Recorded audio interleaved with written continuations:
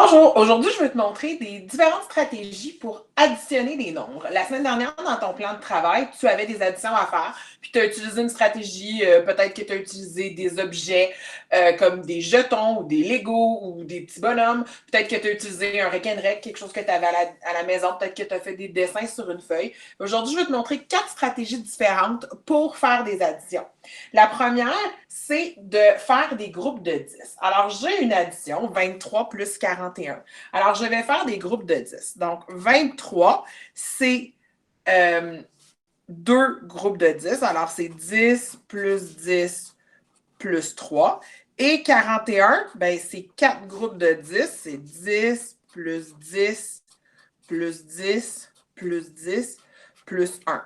Alors là, si je compte tout ça ensemble, je compte mes groupes de 10, j'ai 1, 2, 3, 4, 5, 6. J'ai 6 groupes de 10, alors ça me donne 6 groupes de 10, ça fait 60. Et ensuite, je peux additionner les unités. J'ai 3 plus 1, ça me fait 4. Et si je mets les deux nombres ensemble, je fais 60 plus 4, ça me donne 64. Donc, je sais que... Oups, on ne voit pas bien. Alors, 64. Alors, je sais que 23 plus 41, ça donne 64. Alors, ça, c'est une stratégie, faire des groupes de 10.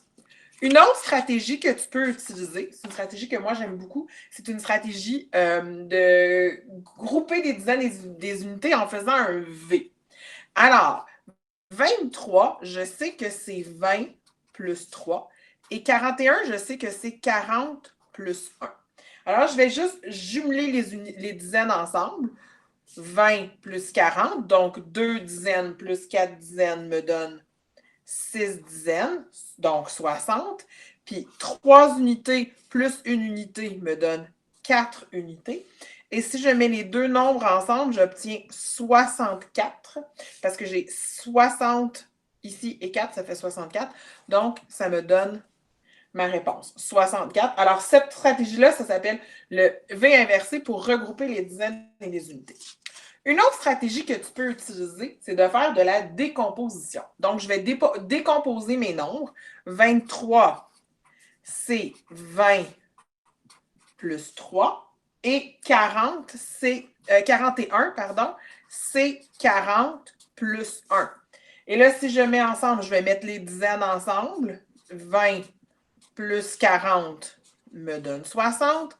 Et 3 plus 1 me donne 4. Et si je mets les deux ensemble, 60 plus 4 donne 64.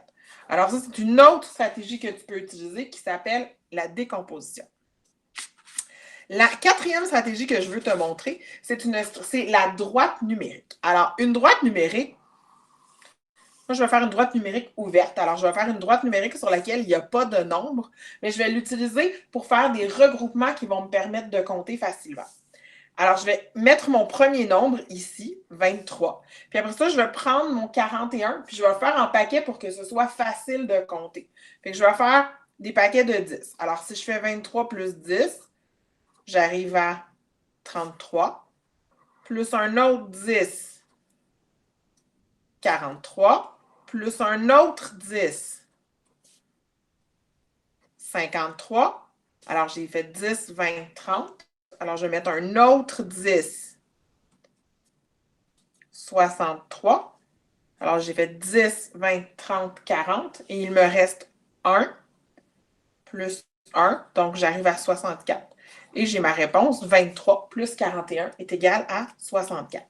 Donc, les 4 stratégies que je viens de te montrer, la droite numérique, la décomposition, le regroupement des dizaines et des unités et les groupes de 10, c'est des stratégies que tu peux utiliser à chaque fois que tu dois faire des additions.